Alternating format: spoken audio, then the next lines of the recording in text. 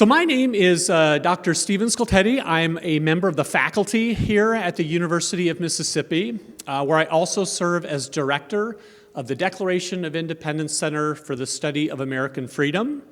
The mission of the center is straightforward. It's to ensure that students and faculty and members of the Mississippi community have lots of opportunities to think about and study the nature of American freedom and American liberty.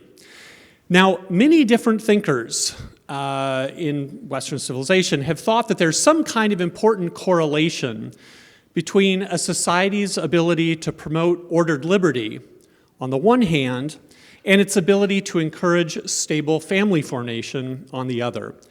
And for that reason, I'm really thrilled to introduce to you Dr. Melissa Kearney. Dr. Kearney earned her BA in economics from Princeton University and then a PhD in economics from MIT. And she currently serves as the Neil Moskowitz Professor of Economics at the University of Maryland. In addition to that, she holds a number of prestigious appointments, including serving as director of the Aspen Economic Strategy Group. She is a research associate at the National Bureau of Economic Research, and she's also a non-resident senior fellow at Brookings, and that list actually could go on, but those are high profile enough to give you a taste. But I think most importantly, many of her interests overlap with themes and research areas that often come up in the Declaration Center's discussions and activities, including poverty, inequality, and social mobility in the United States, the economics of families and fertility, as well as government programs and public policy. So join me in welcoming Dr. Kearney to the podium to talk about her book, The Two-Parent Privilege.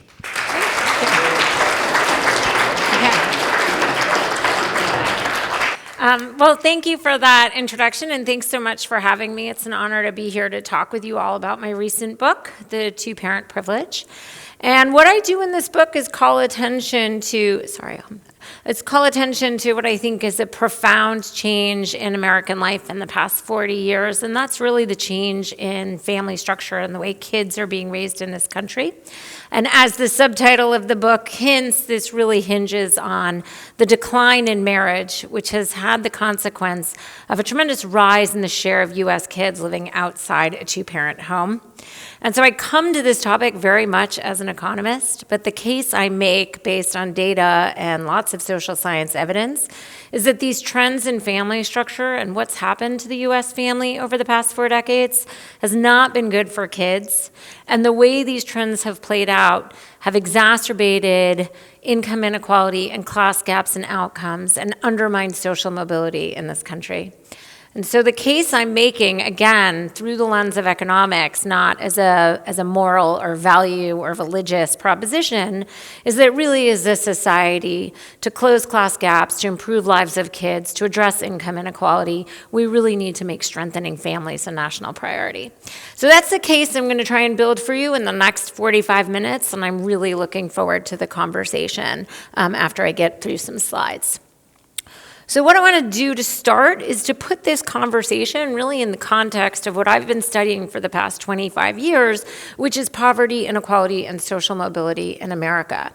And in my experience, attending many and participating in many dozens really of academic think tank policy conferences on these challenges, I was finding that over and over we were focusing on really the same potential policy responses to some of these nations' challenges: child poverty, inequality, threats to social mobility. We talked a lot about the need to improve government welfare and social safety net programs, the need to strengthen schools, the need to address housing crisis, make housing more affordable, make college more accessible. We talked about the need for stronger labor market institutions, criminal justice reform, a lot of things that I've written plenty of policy pieces about and favor, of course, making progress on all of these dimensions. But what we know from the evidence on these challenges is that family structure is critically important. Probably family is the biggest determinant of kids' outcomes. But in my experience in these circles that I ran in, when I would raise this or when this topic would come up, it was really sort of the elephant in the room. It was really sort of set aside as out of bounds. And so raising the issue of, yeah, but what are we going to do about class gaps in family structure? What's happened to the families? Was either met with uncomfortable shifting in seats or, frankly, outright hostility. And I think that reaction, I'm inclined to give people the benefit of the doubt. I think it reflects two things. One, as economists or policy wonks, we're very comfortable talking about the need to improve government programs or schools. But once you start talking about families, everybody has an experience. Everybody has a lot of thoughts about this, and it just raises a lot of sensitivities, and it becomes very quickly an uncomfortable topic, one that a lot of people are just inclined or eager to set outside policy conversations. And in fact, in the history of social policy and social policy scholarship, there have been key moments in history when scholars have brought up the topic and have been charged with blaming the victim or ugly motivations, and perhaps some people had ugly motivations. But I think this reluctance to talk about the issue and the importance of this issue has fundamentally been counterproductive. And so I'm actually optimistic that we can have this conversation. We need to have this conversation, but we can do so with empathy and in good faith. The second reason why I think the topic of families is often the elephant in the room in these kinds of gatherings is because even among people who are readily willing to grant that, yes, family is important. Yes, we know that these issues or trends in family structure have had negative consequences. We don't really know what to do about it. And so it's not that hard for us as economists or policy experts to say, hey, I know how to make the tax code more progressive, or I at least have ideas about what teachers should be doing in school. But how do we make families stronger? That's actually a lot harder, right? But again, in my view, that doesn't mean we shouldn't talk about it. The consequence has been really tragic in the sense that this issue, that is probably the most fundamentally important issue shaping society, has gotten really scant policy and research attention. And so that's the conversation I think we need to have, and that's the policy and research movement that I think we need a lot more of. Okay, so with that motivation, I want to spend the next few minutes running through some statistics on the trends that I'm really calling attention to in the book. The first is just what has happened to living arrangements for U.S. kids. And this is all based on U.S. Census data. And this is a snapshot in time. So what I'm showing you is in U.S. Census data in any given year, what is the family living arrangement? So the first thing to notice is that the share of children living with married parents from 1980 to 2020 fell from 77% to 63%. I think that final number is worth pausing on. Just over 60% of U.S. kids are living with married parents now. Okay, and if you extend this post the pandemic, we're still hovering around 62, 63%. So things have not changed a great deal in the past 4 years.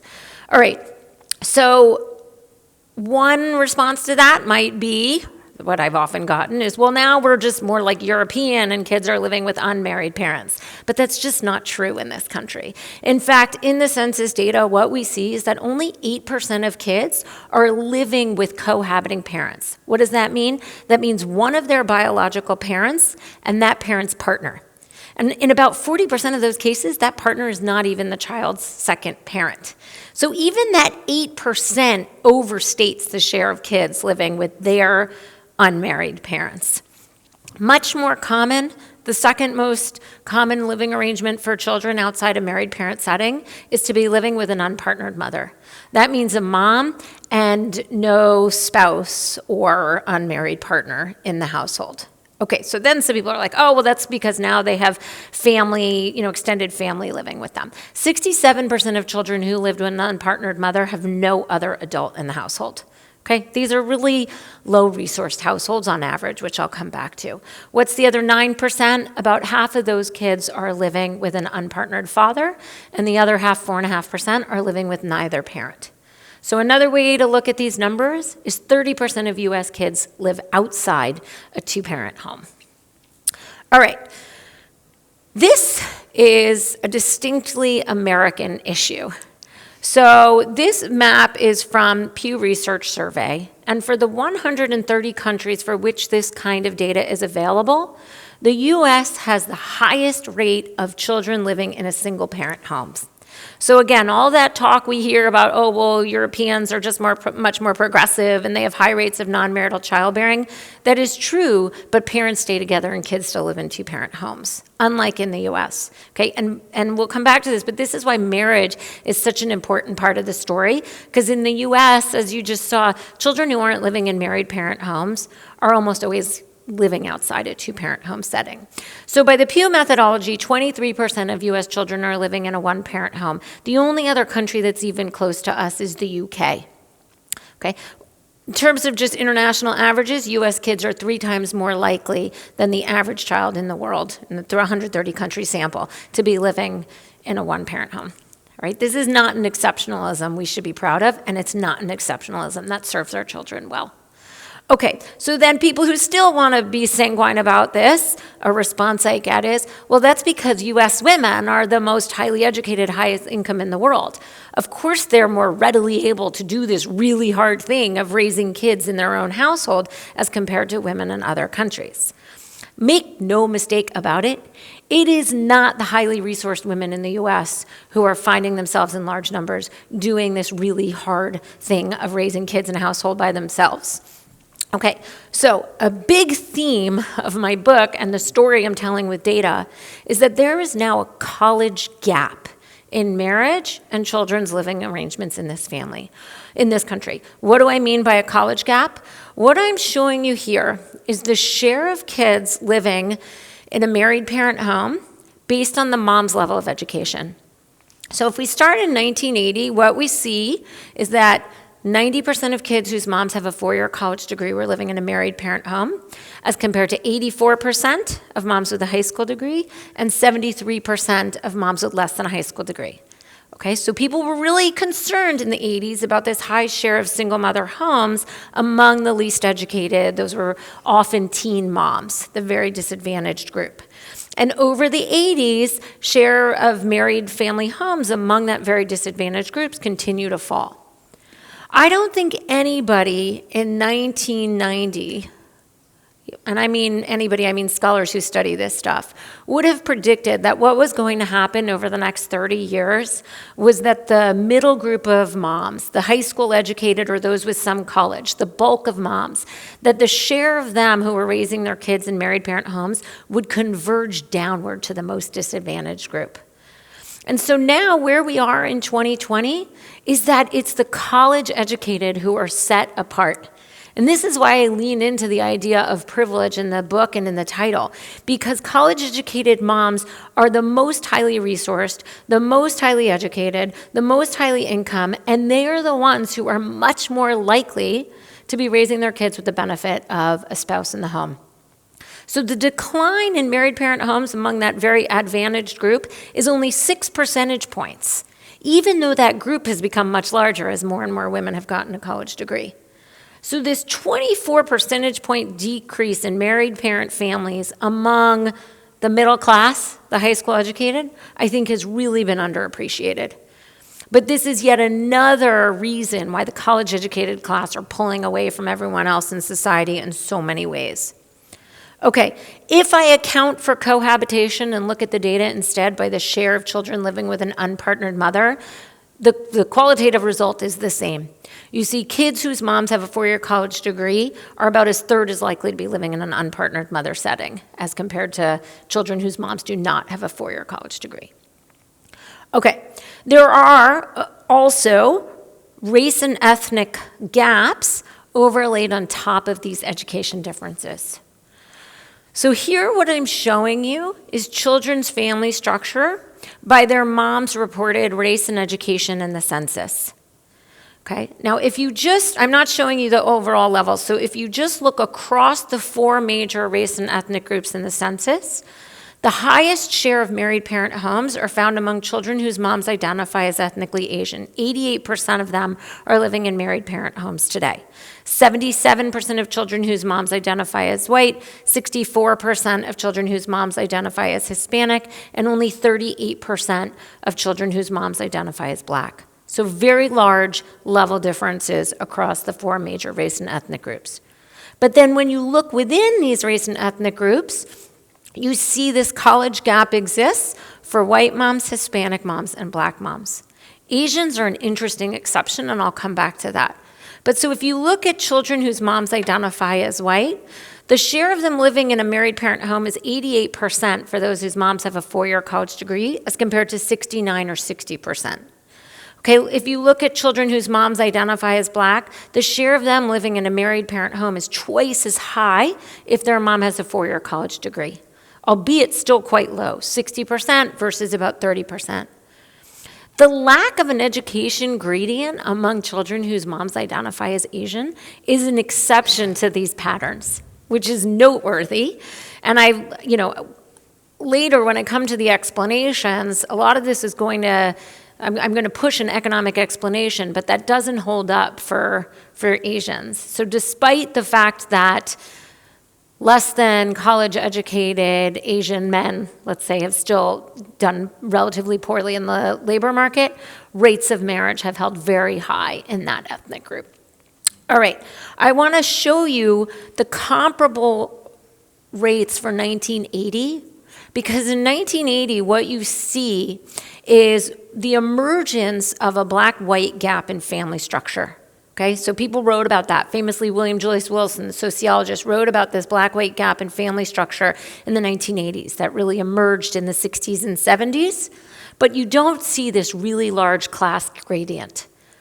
So this black-white gap emerged in the 60s and 70s, and then what happened over the next 40 years is that marriage fell among everyone, but largely driven by those outside the college-educated class. And so we now have this very large socioeconomic class gap on top of this. Okay, at a very mechanical level, this divergence in family structure has amplified economic inequality and exacerbated economic insecurity. And I think in all the conversations our country has had about income inequality, this frankly has not gotten nearly enough attention. So let me walk you through these 3 panels to make the point very clearly. So in the top panel, this is all data from the US Census. What I'm showing you is what has happened to household income by the mom's education level, and we're looking at households that have 2 parents. So what labor economists tend to do when we're looking for how has the labor market changed is we'll just condition on things. So typically what labor economists do is say, what has happened to household earnings or income for households headed by 2 full-time, full-year working parents? Okay, I'm not making that severe of restriction, but I'm limiting households now to those with 2 parents. And what do we see? We see that households headed by a mom or that have a mom with a 4-year college degree, their household earnings income went up by 59%. The middle group went up by 8%. The bottom group, their total household earnings went down by 14%. That is the very, very familiar story that I'm sure you've all heard about widening income inequality. College-educated workers did really well. Middle-educated workers had small increases or stagnant wages, and the bottom did worse. Okay, you know that story. Now let's look at what happened to households headed by unpartnered mothers. All of them did better over this period. So those with college degrees, their household income went up by 60%, the middle group went up by 19%, the bottom group went up by 24%. There's a lot of literature in economics of social policy about this. We know that, the EITC, welfare reform, single moms went to work at higher rates, and single moms are becoming more common. So in the parlance of economists, less negatively selected. So all single mothers are doing better over this 40-year period. Now, of course, notice the levels here. Their household income is still about half as high as those with 2 parents. This is going to be a major theme of this talk in the book, just the fact that 2 parents, 2 adults, tend to have twice as much income and resources as one. So you could see that very clearly here. Those moms all did better, but they're still quite low. Now let's look at the bottom panel. Here what I'm doing is looking at all households with children. And I'm letting both the labor market and demographic composition change as it did. So what do we see? We see that households with a mom with a 4-year college degree, their income went up by 55%. Why? Because college workers, their wages went up by about that much, and they got married at about the same rates. Now the middle group, the middle class, Instead of an 8% or 19% decrease, their household income went down by 4%. Why? Because you take small increases in earnings and combine it with a very large increase in the likelihood that your household now only has one adult and you're less economically secure. So that increase in single-parent households has made that middle group, on average, worse off. And of course, for the least educated group, the decline is even larger because you take a small decrease, in earnings or increase in earnings, combine it with a very large increase in the likelihood there's only one adult.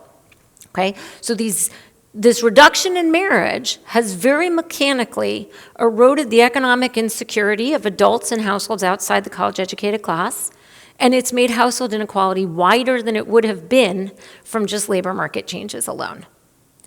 The final thing I'll say to motivate the issue is that when we look at social mobility and upward mobility rates at a neighborhood level, and here I'm citing work coming out of the Opportunity Insights Lab at Harvard, this incredible lab headed by Raj Chetty and Nathan Hendren that has access to all of the tax records of every family who had kids in the 80s, okay? They track them into an adulthood. And so what they can do is map across the country rates of social mobility and upward mobility. And in their first paper in 2014 using this data, they mapped social mobility across the country, and then they showed us what those rates were correlated with. And the huge kicker that came out of that, I'm telling you, as an economist, it was like a gut punch when I saw figure 4. The single largest factor correlated with rates of upward mobility was the share of households headed by married parents, and the negative correlate was the share of households headed by single moms. And the reason why this was so startling to me as an economist was because all of the stuff that we spend 95% of our time talking about, college tuition, colleges per capita, state EITC exposure, mean household income, had very low rates of correlation with this outcome that we cared about. So when I was asked to discuss this paper when it first came out, I said in that public gathering, I was like, this is suggesting we're sort of looking in all the wrong places, and it's very humbling as an economist because it means we have to look at things like culture, which we are not as proficient talking about. But family structure clearly is important, even at a neighborhood level. Okay, so that's what's happening in broad strokes. Now, at a very micro level, why do these trends matter for kids? Okay, so here I'm taking this really, really deep economic insight that is, you learn it when you get a PhD at MIT. 2 is greater than 1, okay?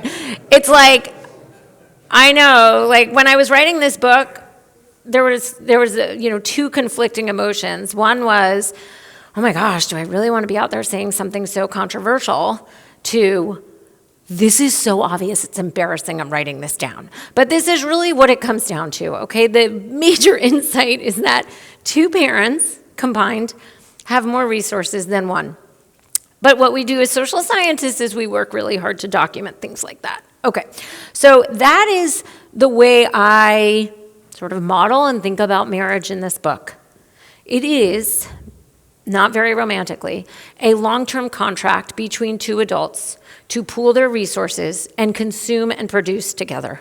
And when there are children involved, you consume and produce the production of children's outcomes together, okay?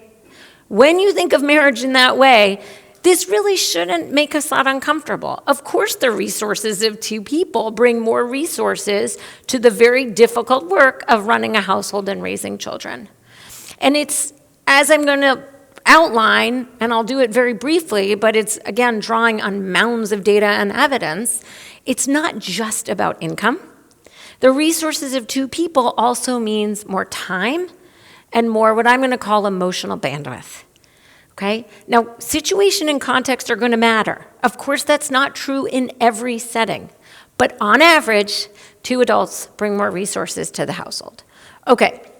So in the book, I talk about 3 specific ways that we know from social science and evidence that married parent households tend to bring more resources to the task of raising children. The income we know in this country is very predictive of lots of stuff. being raised in a household with more income, you generally have higher educational attainment, you generally live in better neighborhoods, measuring quality in all sorts of ways. But you also, one of the things we see in spending data is households with more resources simply spend more on their children.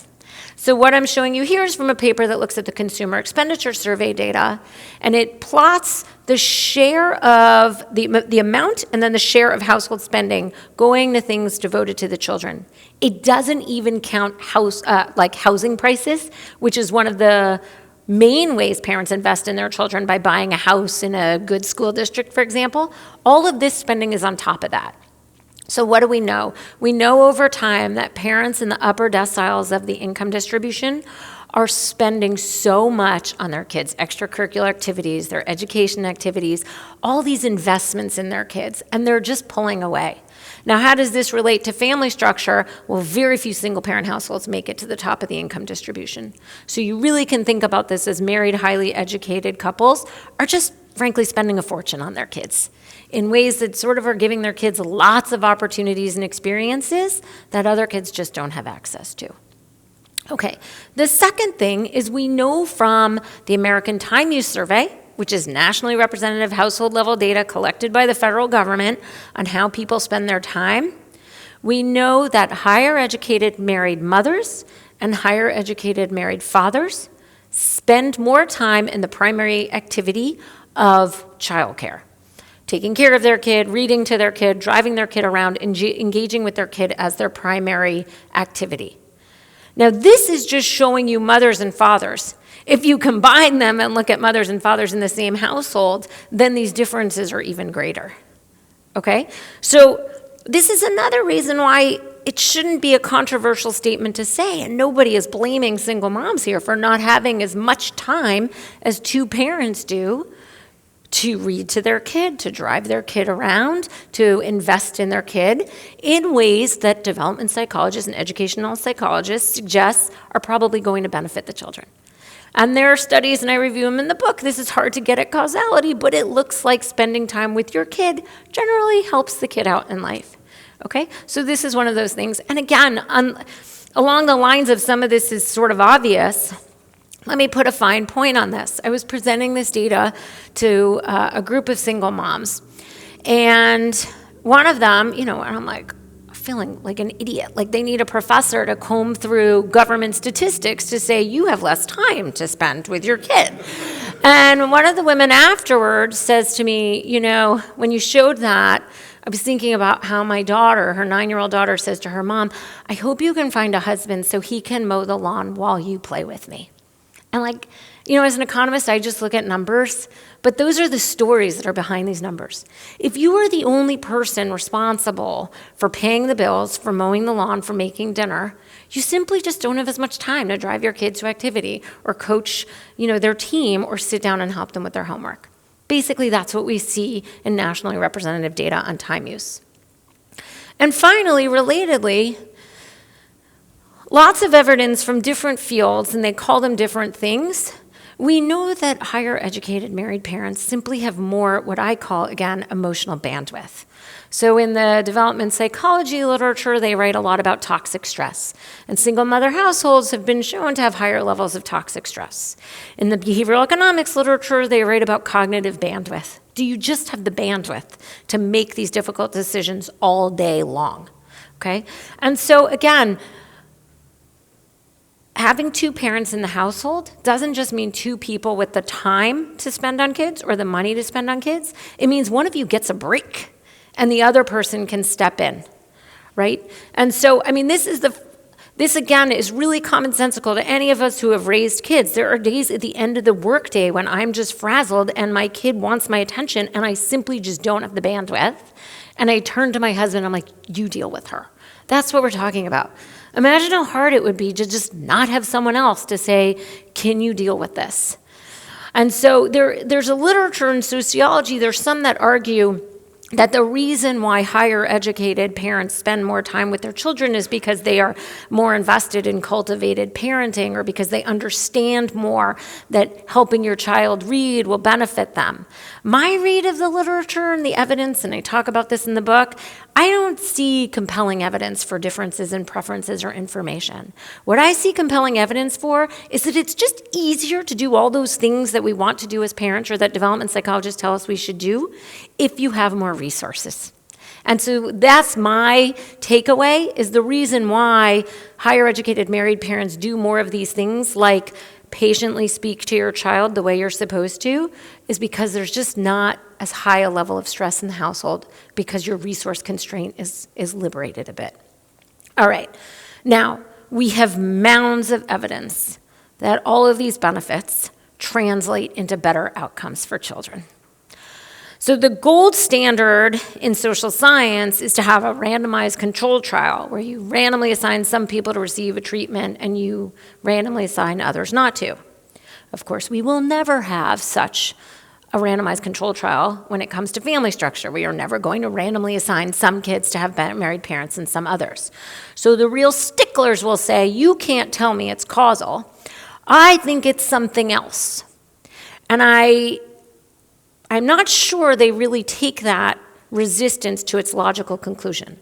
Because for it to be something else, what you're telling me is that even if that single mom had a second person in the house and an additional income and an additional person and more bandwidth, she's still so deficient as a parent that her kid would have worse outcomes. I'm inclined to think that actually it's all of the resources the married parent households have that lead to the better outcomes for children. And what do I mean by better outcomes? We have mounds of observational studies showing that even controlling for all of the observable things in the data we can control for, kids who grow up in a married parent home as compared to those who are growing up in a single mother home are less likely to get in trouble in school, they're less likely to have behavioral issues, they're less likely to become teen parents, they're less likely to engage in the criminal justice system, they're more likely to graduate high school, they're more likely to graduate college, they're more likely to have high earnings in adulthood, and they're more likely to be married themselves in adulthood. Those differences are really irrefutable. The interesting questions are what are driving them. And again, if you control for income in a statistical way, what we see is the results are attenuated, but they don't go away. If you control for the child's interaction with the non-resident parent, the results are attenuated. Suggested again that like even having access to the parent is helpful. Okay, so it really seems that these mechanisms are the types of things I just referred to. All right, so that leaves us with the question of, well, when do kids experience what my co-author and I have called in our academic work the marriage premium for kids? And so we write down this model, again, in a resource-based way, that says, let us think this through. On average, we know that kids do better when they live in a married parent home. But when is that going to be the case, and what's going to drive it? And so we stipulate that there's three really main factors to this production function. Again, I have a really romantic vision here of marriage and raising children, right? So think about it this way. The mom brings a certain level of resources to the household. Her own earnings, help she gets from the friends, any help she gets from community organizations or the government. She brings those level of resources to the household. And then she has a partner with whom she's had a child. And that partner brings some resources. Now, we know in the US, assortative mating is very high. So if you are a young teen mom, the father of your child is probably a young teen dad. If you are a college-educated mom in your 30s, the father of your child is probably a 30-year-old, highly educated man. So you pool those resources, so that partner is going to bring resources to the household. And then there's a production function that translates resources into kids' outcomes. And we can think that that's different whether the outcome we're talking about is trying to avoid poverty or trying to get through college. Okay? So the predictions of this resource-based framework are pretty clear.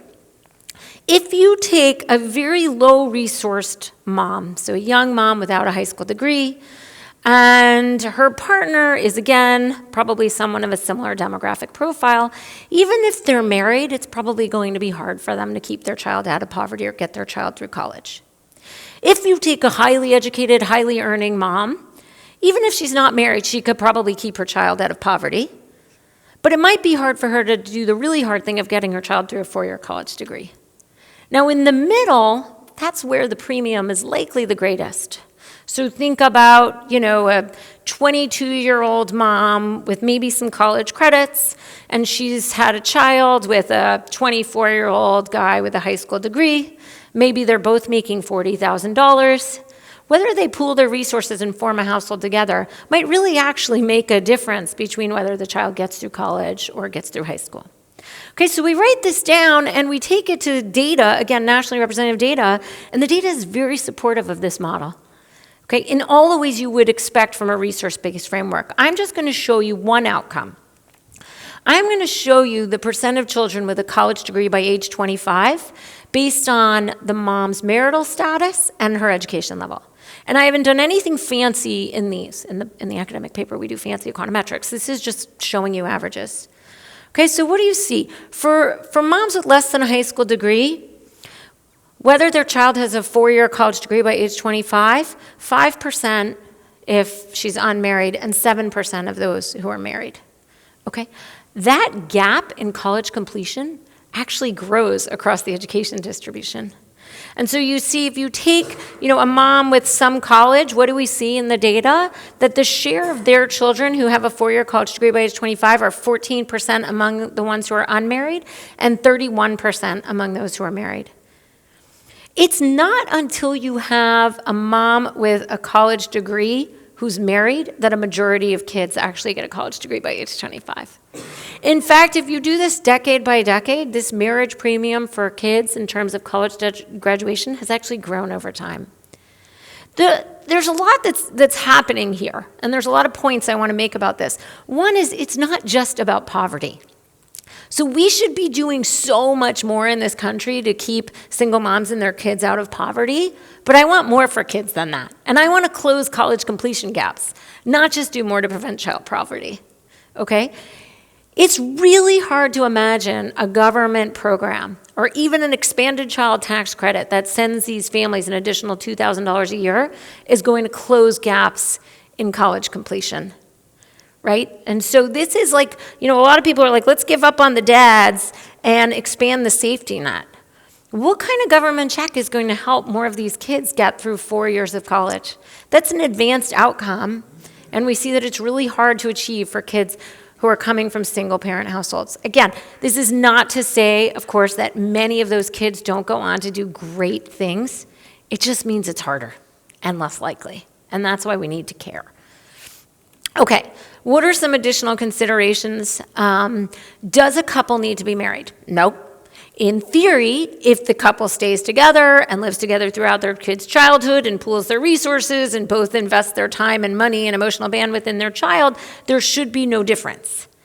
But all of the results I'm showing you are showing you that there is a big difference in kids' outcomes by their parents' marital status. That suggests that unmarried parents are not making up the gaps. Okay, in practice in the US, as I showed you a little bit, the institution of marriage is really what delivers two parents to a kid's home, ideally, but not always, in all cases, right, for their childhood. It's just very rare that a child who is born to unmarried parents winds up having the resources of two parents sustained throughout their childhood. Okay. Do parents have to be biological? So everything I'm doing is a resource-based perspective, and I'm deliberately being coarse about this. Sociologists spend a lot of time looking at different family structures, and without suggesting that those different types of family structures are not super important, my focus is on resources here as opposed to the specific relationships. So if you really push me, what I'll tell you is that when you read the literature, it suggests that two married biological parents yield the best outcomes for children. But sort of the closest you get to that, right, the better the outcomes are.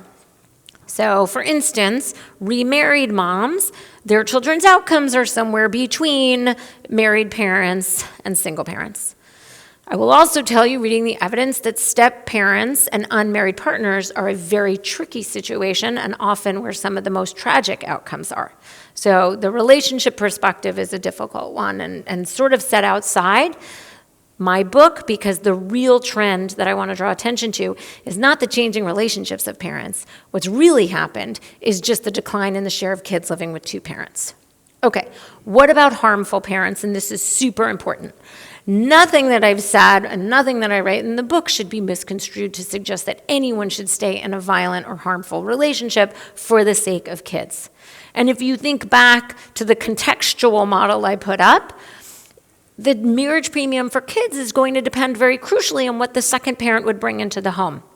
If the second parent would bring chaos or violence or negative factors, then nobody benefits. And that's not just a theoretical statement. In fact, there are two recent papers in economics done separately, one from the state of Ohio and one set in the country of Colombia, that looks at the very specific context of children who have a parent convicted of a crime. And through this very clever identification of a random assignment to a judge with a higher proclivity of putting someone in jail if they've been found guilty of that crime, what both of those papers find is that actually in those cases it's better for the children when their parent is in prison. Which is a bit sad, but it actually makes the important point that if the parent potentially would not be a positive contributor to the household, the child is better off when that parent is not in the home. All right, a final important sort of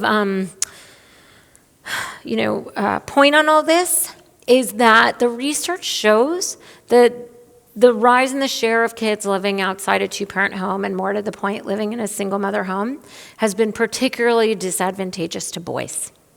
So we know boys are struggling. Boys are more likely to get in trouble in school. Boys are now less likely to go to college and complete college.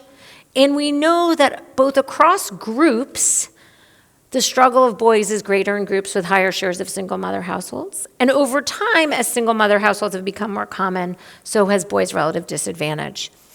Two very well-done rigorous papers in economics actually show that even in households with siblings, the gender gap in outcomes favoring girls is larger for kids coming from single-mother homes.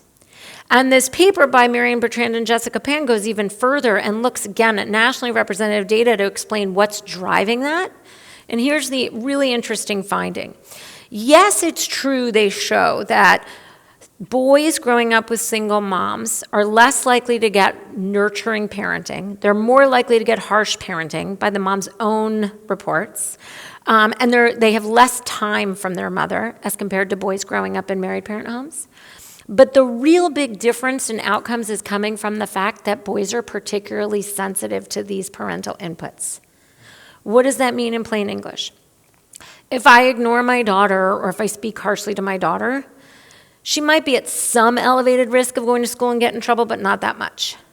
If I ignore my son or I'm really harsh with my son, he's substantially more likely to go to school, start a fight, get in trouble, and do those kinds of things that set boys' set them down the wrong path. And so this lack of parental input seems to have been especially disadvantageous to boys. Furthermore, let me go back to the neighborhood level and again cite research that's coming out of that Opportunity Lab at Harvard. They have a recent study looking at neighborhood predictors of adult earnings. And what they show is that conditional on growing up in the same neighborhood, black girls and white girls essentially achieve the same level of earnings. If anything, it's a little higher for black girls. Conditional on growing up in the same neighborhood, black boys have lower income as adults than white boys. The single biggest predictor of a smaller racial gap, meaning the single biggest predictor of better relative outcomes for black boys, is the share of homes with a black dad. This is beyond any individual effect. This means essentially that having black dads around in the neighborhood, not just men, it's black dads specifically, having black dads around in the neighborhood is good for black boys. Now, the real tragedy in their papers, if you look in the appendix, very few black boys in this country are growing up in neighborhoods with low rates of poverty and high rates of fatherhood presence. So again, we're seeing this issue is particularly disadvantaging a particular group. Okay, so final sort of main set of points I want to get out there. What is driving these trends? We need to know this, of course, to think about what to do about them. All right. First, as a point of fact, this is driven by an increase in never married parents. It is not being driven by an increase in divorce. Conditional on getting married, divorce rates are down. The issue is so many fewer people are getting married in the first place. So if you just look at the first figure, what I'm showing you is what's happened to unpartnered mothers' marital status over time. And what you can see is that in 1980, 64% of unpartnered mothers were divorced. Now that's 39%. A small majority of unpartnered mothers have never been married. And you see again here, even here, there's a college gap. So among unpartnered college-educated mothers, the majority of them are divorced. That is not true for non-college-educated mothers. Now, that's an interesting descriptive fact, but it also has consequences for resources because child support collection is twice as high among divorced parents as never married parents. Engagement with the non-resident parent is much higher among divorced parent than never married parents. Okay, so even here we see a college gap in the unpartnered mother status. Okay. Second, as a point of fact, this increase in the share of children living in a single mother home has happened despite large reductions in birth rates to everybody under the age of 30, and in particular, a stunning decrease in teen childbearing. So teen childbearing is down over 70% since the mid-1990s. Again, if you told those of us who studied this issue in the mid-1990s that teen childbearing would plummet, I am pretty sure all of us would have predicted that the non-marital birth share would fall. But that is not what happened, okay? So the non-marital birth share went from 18% to 40%. 40% of births in this country are to unmarried mothers. And that's really predictive of status, okay? Very few of those moms are going to go on and get married to the father. Okay, non-marital birth share is up for all groups. So this is why, even though moms are older and more educated than they were 40 years ago, the non-marital birth share has more than doubled. And you can see here in the middle panel, I'm showing you this by education level. So even among moms with a 4-year college degree, the non-marital birth share has doubled, but it went from 5% to 11%. Among moms with a high school degree, their share of non-marital births went from 25% to 52%. Another way to summarize these numbers is more than half of births in this country to moms without a 4-year college degree are outside marriage. All right, so it's driven by an increase in never married, and it's despite a decrease in birth rates to groups that historically had high shares of single motherhood. Underlying all of this, what's been driving this, is basically the collapse of marriage outside the college-educated class. So this is one place where I'm actually going back to the 1960s, because what you can see here, this is shares of marriage among men and women aged 30 to 50. What you can see is that in the 1960s and 70s, when we had all of the social, cultural, institutional revolution, gender roles changed, shotgun marriage institution went away, abortion was legalized, contraception became much more prevalent, easier to access outside marriage. What did we see? We saw marriage rates fall in tandem across the education groups. And then we went into the 80s and 90s and something very interesting happened. The decrease in marriage stalled out among adults with a college-educated degree. It's like they worked through all that cultural, social stuff and their marriage shares stabilized, but they continue to straight line down among those with a high school degree. So now college-educated adults are the most likely to be married. Again, the most educated, privileged group are much more likely to have access to this privileged, advantageous family structure. Okay, so why? I'm going to give you my broad narrative based on lots of data and studies, okay? Basically what happened when we went into the 80s and 90s with this new set of social norms and expectations, economic shocks hit non-college educated workers, so that the economic attractiveness of the marriage contract was eroded outside the college-educated class. So now marriage has become more optional, and having children outside of marriage has become more socially acceptable, at the same time as the economic attractiveness of marriage to those without a college degree has eroded. What do I mean? I mean that increased import competition from China, the adoption of technology and industrial robots, all of these things reduce the demand for workers without a college education, men in particular. If you look at causal studies of what happened in towns that were exposed to these shocks, we see a very direct causal link from these shocks to a loss of male employment, to a loss of male earnings, to an increase in women's relative earnings, to a decrease in marriage, and an increase in the share of children living outside a two-parent home and living in poverty. Okay? The problem is that now there's been this decoupling of childbearing and marriage in these affected populations and areas, and so my read of where we are is that we're now in a new social paradigm. And this too sort of required or humbled me as an economist, because for a long time what I would say when asked, what are we going to do to turn this around, is I would say, okay, we need to increase the economic status of men without a college degree. Now, there's one shock that actually happened in the post-2000s, in the early 2000s, that was really good for men without a college degree, and that was the fracking boom. So let's set aside North Dakota and South Dakota because they had a lot of migrants come in. But in counties throughout the country that just happened to be situated on a geographic, shale play where fracking was feasible, what we saw was a local economic boom. Not just an increase in jobs in gas and oil extraction, but an increase in economic activity. And in the data, what we see is an increase in male earnings, male employment, more so than women. So by our models, both males' economic status went up in absolute terms and relative to women. So my colleague and I looked at what happened to the non-marital birth share. And we hypothesized this is going to turn around, right? There's going to be a reduction in the non-marital birth share. No, there wasn't. There was nothing. There was an increase in births. We already had evidence on that. Kids are normal goods in economic speak, meaning when there's a shock and people have more income, one of the things they do is have more kids because kids are costly and we like them, so we spend some money on them. But that increase in childbearing happened in equal measure whether people were married or not. And there was no change in marriage. So this surprised us, and we went back and looked at what happened in the 70s and 80s when there was a coal boom and bust. So you had very similar communities experience a very similar shock.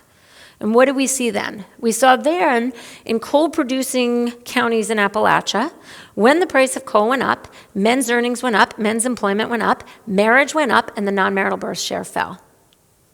Okay, so you have very similar shocks, 40 years apart, but very different social paradigms. In one, non-marital births were uncommon. Now they were common. And so the somewhat sobering finding from this is that now, even a shock that improves the economic position of men is not enough to turn things around. Okay? And so this sort of leads me to my conclusion, which is that it's going to take both economic and social changes to change these trends. Okay, so what do I think can and should be done about it? I'll put them up in one slide, and then I'm eager for all your thoughts. Okay, the first, and this is the maybe only controversial, but a very normative statement that I make in the book, is I do think we need to foster a norm of two-parent homes for children. What do I mean by that? I mean that our agnosticism and our well-meaning desire to pretend that all family structures are equal when it comes to raising children simply belies the facts. And so we need to be honest about this as a society. The two-parent homes for children are beneficial and should be the norm. Now, the alternative is to accept a new reality where the two-parent family is a thing of, is a thing of the past for less educated, lower-income Americans. This is perhaps the most common reaction I get. Yeah, okay, that ship has sailed, and so let's figure out how to help single parents. I am all for helping single parents, but we are never going to close class and racial gaps if we just resign ourselves to the advantages of a two-parent family being a luxury disproportionately enjoyed by the college-educated class. We are resigning ourselves to class and racial and ethnic gaps in kids' outcomes, opportunities, and eroded social mobility. And so I just think that's defeatist. Now, the trick is we have to foster a norm of two-parent homes for children, but you can't just tell people to get married. Because if a single mom is faced with, okay, I can marry this guy, but he's in and out of work, he's got a lot of other struggles, He brings chaos to the household. Nobody benefits. So improving the economic position of men and addressing all the other challenges that economically insecure people are, often facing in this country, that has to go hand in hand with this. And the trick is to do this in a way that doesn't stigmatize single moms or encourage unhealthy marriages. Again, this is a tall order, but I think it's necessary. All right, the other things I just feel like I need to say, it is not helpful or productive to bemoan women's economic independence.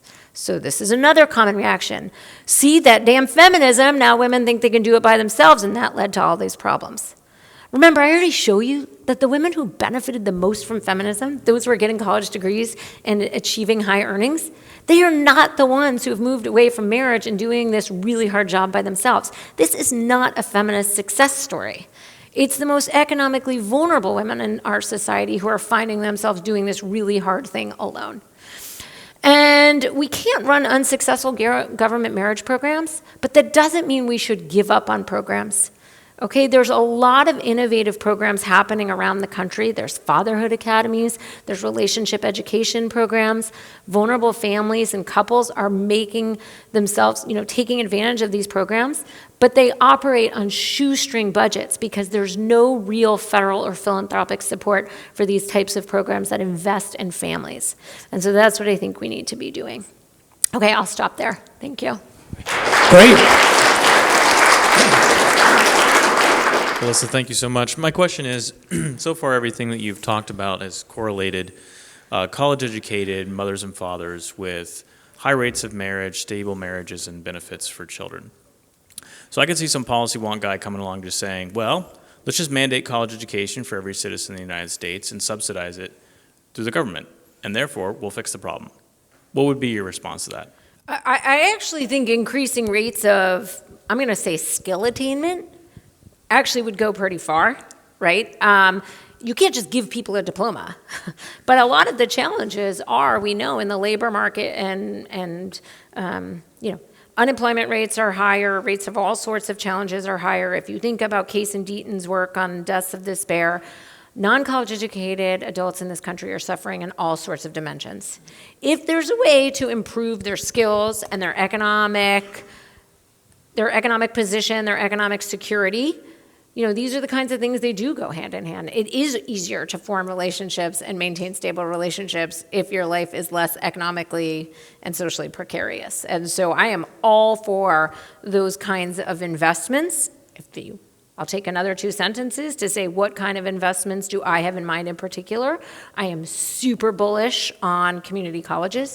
They are all throughout the country. They serve half of undergraduate students in this country. They are broadly accessible and affordable. They are terribly underfunded. And so I would be in support of a massive infusion of resources to community colleges, in their career and technical education programs. Thanks so much for your presentation. So one of the statistics that I find really interesting about fertility is called the fertility gap, which shows basically that the desire for children is higher than the actual total fertility rate. And I'm just curious if you know of any similar data on marriage. Is the desire for marriage still there? Is there something we could say as a marriage gap? There's barriers to attaining these dreams for people? Yeah, this is a great question. So I'm going to give you a long-winded answer because I want to say yes, but I have to get there. So when I talk about running unsuccessful government marriage programs, in the Bush administration, they ran these healthy marriage initiatives. And Mathematica did RCT evaluations. And basically, when you look at the results, they didn't increase rates of marriage. And so I was one of those social policy folks who was like, oh, they didn't work. And then Sarah Halpern-Meakin, sociologist at Wisconsin, she did an ethnographic study where she actually went and talked to the couples, the low-income unmarried couples who engaged in these free voluntary programs. I believe it was in Oklahoma. And I found her vignettes incredibly powerful because what they revealed and made me realize is, of course these couples want healthy, stable, supportive relationships. Who wouldn't? I think 30 out of 31 of her couples did not grow up in a married parent home.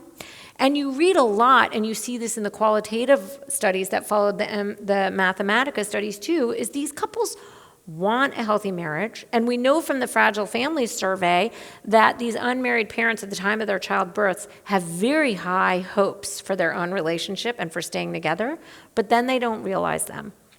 And it's mostly qualitative work here, but what it describes is real barriers for these couples achieving these stable marriages.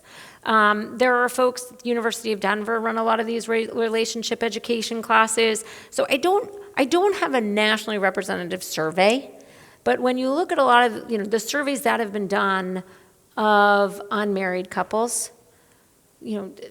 Sarah Halpern-Meakin refers to it as social poverty. Like basically, of course, people want a partner to do this with, but then there are barriers. Anecdotally, if you talk to people who run a lot of these programs, I was talking to some of these gentlemen who run fatherhood programs. What they will say is, my fathers have a lot of untreated trauma. They didn't have fathers when they grew up.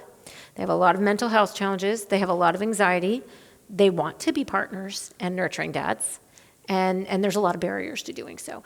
So on the one hand, that makes me optimistic, because it's not that we see a widespread rejection of marriage. And this actually also, I think, increases the burden on us to provide help and programs to these families to overcome those barriers and achieve what they want. Okay, I have 2 questions, unrelated. So first off, what policies could be put in place that would help encourage more marriages? I know you kind of touched on it, but are there any more? And then also, up there you have work to improve the economic position of men without a college level of education. I'm just a little bit confused why is it focused on men without a college education, like having better economic mobility, instead of like the women too? Would it make a difference if all the single mothers also received like better jobs and things like that? Yeah, okay. Let me start with the second one. So the reason why I put this as my, as like sort of as a response to this particular challenge is because my read of the evidence is that, and I took it out, but if you even just look, for instance, at group level correlations, but again, there's studies showing causal, the groups less than college educated groups across the races, with the exception of the Asians, men have done worse, in some cases in an absolute sense, in some cases in a relative sense. And that really correlates or predicts what's happened to marriage rates. And so on the one hand, of course, we want to improve the economic security of women and single moms. And there's tons of efforts to do that. In fact, I would say all of our social policy efforts of the past 40 years aimed at addressing single parenthood have been to empower the moms. There's very few programs to help the dads or the men. And until men's economic position increases, I just don't see marriage rates increasing for that group. Okay, so like one reviewer who read my first draft was like, why are you so old-fashioned? Why can't those men stay home and take care of the kids? The women are going to work, right? The women are going to work and taking care of the kids. They're mostly taking care of the kids and they're mostly working. And so the idea that I think we're going to have a widespread acceptance of, okay, well, I'm going to be okay marrying a guy who stays home. I think we're giving up on sort of those men and the sort of real economic promise of marriage. So that's why that sort of prescription focuses on men. What was your first? Oh, the marriage incentives. Okay, so the first thing I would do there, I don't think it's going to dramatically change things around. But actually, our tax and transfer program and the design of our social programs actually all pretty explicitly disincentivize marriage. Not quite as bad as like the AFDC program, where like if you had a man in the house, you lost your benefits. But for instance, Medicaid is an income threshold. So if you're a single mom and you make $40,000, you get health insurance for you and your kids. If you marry the father of your children and now you make a combined $100,000, you just lost health insurance. Like that is a very salient marriage penalty to the affected population. So removing those sort of disincentives, housing vouchers, Medicaid, I think some of that can make a difference on the margin. Yes, churches, because a lot of what happened with Bush happened with churches. I was around when it was happening. I do a lot of that work in my church, others, and it's apprenticeships, teaching boys who didn't have fathers that they're loved, teaching them about the opportunity to break the cycle of fatherlessness, which is multi-generational. And also that Barna did a study, and too many churches commit a lot of money to kids' ministries, but almost nothing to marriage ministries. I don't know if you know the work of J.P. DeGance at Communio. You should get in touch with him. He and Brad Wilcox are doing deep work in the church space, and this is a tremendous amount of social capital. And that resource you were talking about, time, is the biggest one. It's not even money sometimes, it's time. And the churches come in and really help with that time in fostering and nurturing young men particularly. So just your comment on churches and what you learned about this in your data. Or is there any? Yeah, so it's a bit of a gaping hole in my book that I don't talk about the role of churches or religion more generally. Again, just because I was so narrowly focused on the economics and the social science research that I know well. Having said that, I mean, churches and faith-based communities are often the local providers of these services. So for instance, I'm working now through this lab I'm involved with at Notre Dame with a lot of the Catholic charities. And to your point, they're providing a lot of these services. But again, it's very hard for them to get funding. I recently spoke, this is an anecdote, but I found it really quite jarring. I recently spoke with the woman who runs the Native American Family and Fatherhood Association. And I don't have them the data because they're still a small census group relatively, but about 70% of children of Native American origin are living in single-parent homes. So this is a really big issue in that community. And she was telling me about the fatherhood programs they run for Native American tribes. And I asked her, what is the first thing you do? Do you think you have to get the dad's jobs first? Do you think you have to treat the substance abuse? Because substance abuse is really high. She said, the first thing we have to do is heal these people. We have to heal them and tell them they're valuable and that they can be valuable to their families. And I said, do you get money from the Department of Health and Human Services for your fatherhood programs? She said, we are on a blacklist from the Department of Health and Human Services. They cannot get federal dollars because their Native American curriculum refers to men as being leaders of their family and their creator endowing them with this role. And so that means they can't get federal funds. I mean, that's, in 2025. So That may be changing. that may be changing. But this is what I mean when people say, well, the government can't do anything. The government can help local community organizations, including church and faith-based organizations, help families. Hi, Melissa. I read your article in the Times just a few days before this, and I found it really interesting. My question is, with same-sex couples and those partners who are married or might be afraid to get married, do you see that these kids are still succeeding to the extent of which they are in, heterosexual couples? And even, do you think that adoption policies in states changing to allow same-sex couples to adopt would help with furthering these children's success? So just as a data matter, in my data work, I group married or two-parent same-sex couples the same as biological parents, right? Because again, I'm focused on the resources, not the relationship. My read of the evidence on same-sex couples compared to other couples, one, it's very limited. It's actually a small body of evidence, and that's not usually the counterfactual, right? It's usually, a kid leaves the foster care system and goes to a same-sex couple, and unsurprisingly, that tends to be a good mood for the kids.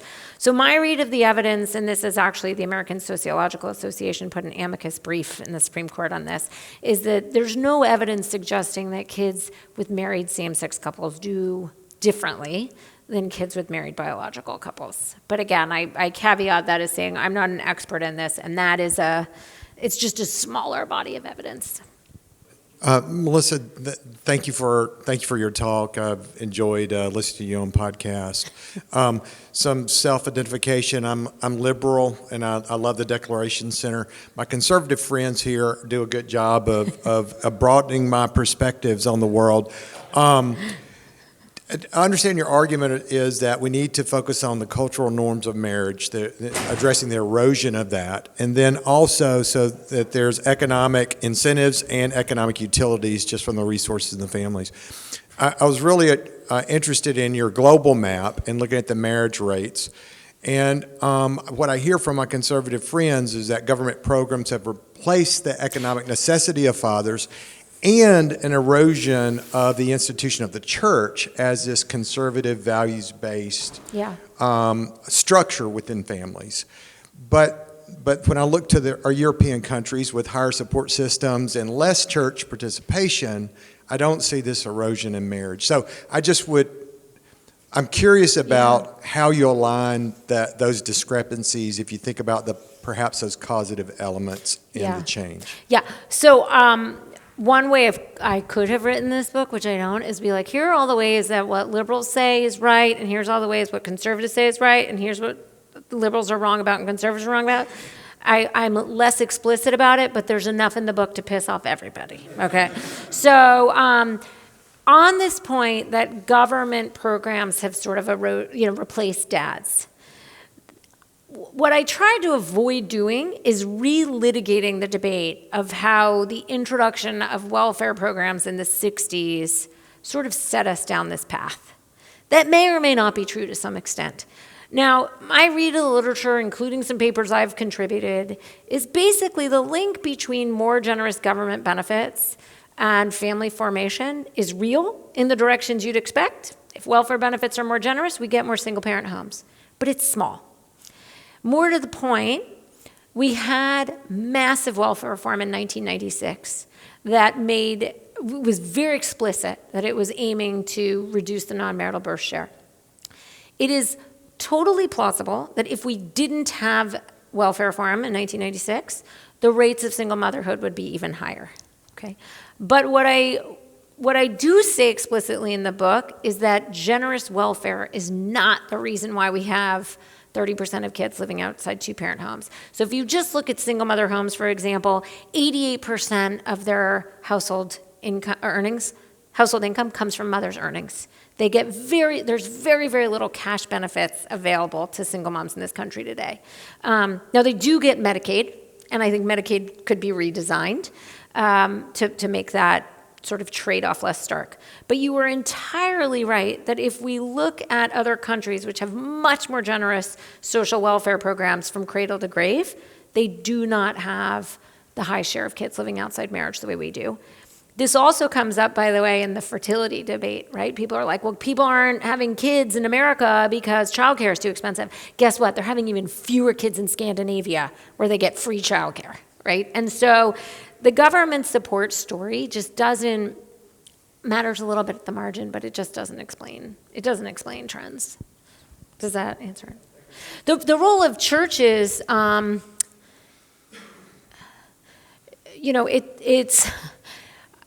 it's really hard. What we know from social science evidence, and I'm very comfortable saying, is we actually know messaging from trusted leaders and messaging from television shows and media matters. It doesn't just reflect what people are doing, it matters. What I did not do in this book, but I would like to see a lot of research doing going forward, is actually quantifying these things, like the representation of families on television, the implicit media messaging that we get from television or from celebrities, and how that sort of has eroded these norms. I sort of joke often with college kids, but I'm only half joking. If like Taylor Swift and Kelsey Travis get married and have kids, like that actually might matter. Like that might be a good thing. You touched on the exact question I was going to ask, because your definition of marriage, while it's very helpful from an academic perspective, I highly doubt, hey, Mary Beth, do you want to pull resources together? It doesn't have the same... That's what my husband said. Yeah. No, I'm just kidding. It doesn't have the same ring to it. And obviously, whether in the religious sense of we're going to form a covenant, or in the, our bloodlines or clans will join, whatever grander thing. But I was curious about one of the things I found very interesting in your book is you're very open about the fact that you are a mother and that you are a wife. It was a very unusual academic read because you're very open about your status. That was very hard for me to do. My editor told me I had to. Well, I was like, for 20 years, I have like set aside all of my experience and told you what's in the data. And he was like, you have to tell the reader who you are. So I'm glad you. Well, no, it's interesting to me because obviously your marriage is not just an economic good. And I'm curious, can we, I mean, this might overstep our bounds as professors, but speaking from a smaller college experience, something my students said to me is, Dr. G, it's very clear marriage is awesome in your perspective. I was like, yeah, marriage is awesome. Get married, kids.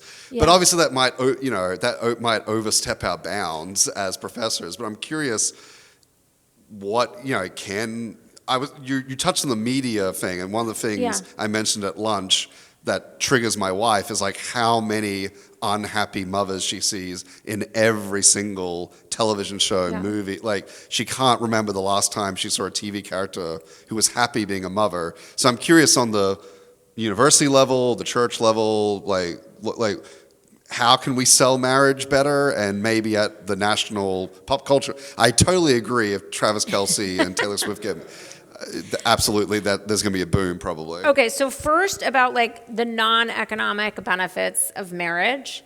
So, I said this a little bit at lunch, which is Brad Wilcox's name came up. He has a book out right now, and it's just called Get Married. And he basically tells you will be happier if you get married. I'm sort of saying, you may or may not be, and I don't really care. Your kid is like at a disadvantage, and I'm sort of tired of us deprioritizing children in this country. So like, if Brad is right and marriage also is good for adults, then it's a win-win. As I'm an economist, we love trade-offs. And I just don't think anyone's like really pointed out this trade-off that looking at marriage as a vehicle for an adult happiness has left a lot of kids as collateral damage. So if there's a free lunch here, I'm all for it. But if there's not a free lunch, I want us to be clear-eyed about the trade-offs and the damage suffered by kids. Having said that, the economic stuff and the non-economic stuff in some sense go hand in hand in a way that I think raises a lot of interesting questions. Like, why is it that college-educated adults are so much more likely to get and stay married? Do I think they're actually more likely to fall in love? I have no expert insight into this, but I can't see why that would be the case. Do I think it's easier to solve barriers and communicate and outsource housekeeping and other things you might fight about if there's a lot of resources? Yes, right? And so I do think sometimes those things go hand in hand. On the media, I'll tell you about one fun study that I did, which was about the introduction of MTV's 16 and Pregnant and Teen Mom franchise. So what happened is, like, in 2011, all of a sudden, teen childbearing had been falling like 2.5% a year, 2.5% a year, and all of a sudden it fell like 11.5% a year. And my co-author and I, who had written a lot about the economic causes and consequences of teen childbearing, were getting calls from a lot of journalists. We're like, we don't know what it is, but don't let anyone tell you that they know what it is. It's not expanded access to contraception. It's not the unemployment rate. It's not minimum wage. It's not like sex ed. None of those things have a large enough effect. And then I saw Sarah Brown, who ran the National Campaign to Prevent Teen and Unplanned Pregnancy. She was quoted as saying, we think it's the MTV effect. So I called her, I was like, what do you mean? She's like, we think it's this MTV show. So Phil and I were like, no way. And then we watched the show. I was like, I don't know, if I was gonna be a teen mom, maybe I wouldn't be. And so we actually bought the ratings data of the show, and we got all of the Google search and Twitter data. And here's what we found, using fancy econometrics. In places where MTV had greater market penetration before the show came on, basically when the show flipped, so that all of a sudden, instead of watching like duck hunting or whatever you were watching a show about how hard it was to be a teen mom, in the places where more people were tuning into MTV in the pre-period, you saw 9 months later a sizable reduction in teen childbearing. And then we looked at Google search data, and you could see when an episode aired, there was a spike in searches for how to get birth control. And there was a spike in tweets mentioning the show by name and birth control. And so it really seems like this show, which was MTV just made for educational purposes, but it managed to show people that being a teen mom would be pretty hard in a way that seems to have had an effect.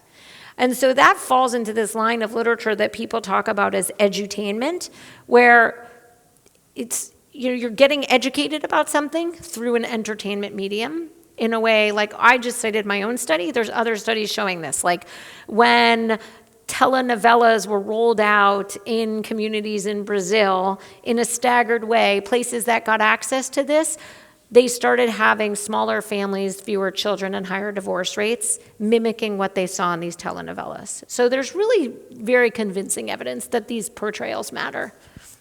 To your wife's point, I do think the portrayal of parenthood as, miserable is almost surely contributing to the decline in fertility rates. Okay, well, thank you for a wonderful talk. Thank you. Let's give our guest a round of applause. Thank you.